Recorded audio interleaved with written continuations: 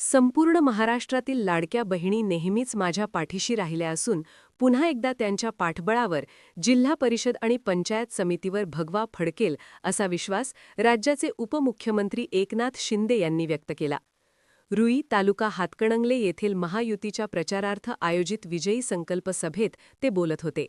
यावेळी पालकमंत्री प्रकाश आंबेडकर, खासदार धैर्यशील माने, आमदार राहुल आवाडे, आमदार अशोकराव माने, माजी आमदार डॉक्टर सुजित मिणचेकर यांची प्रमुख उपस्थिती होती. विधानसभा निवडणुकीत लाडक्या बहिणीमुळे महायुतीला घवघवीत यश मिळाले. यामुळे हताश झालेल्या विरोधकांनी लाडकी बहीण योजनेत खोडा घालण्याचा प्रयत्न केला. मात्र त्यांना लाडक्या बहिणींनी कोल्हापुरी जोडा दाखविला. महायुती सरकारच्या माध्यमातून सर्वसामान्य नागरिक, शेतकरी व महिलांसाठी अनेक लोककल्याणकारी योजना राबविल्या.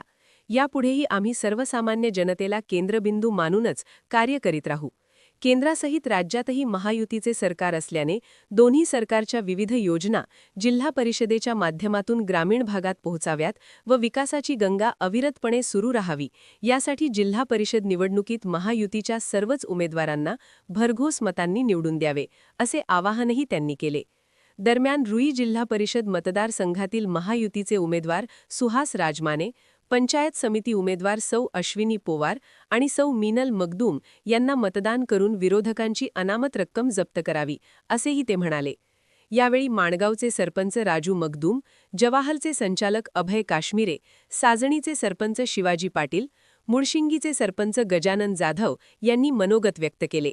स्वागत बाबासो हुपरे तर आभार भाऊसाहेब फास्के यांनी मानले.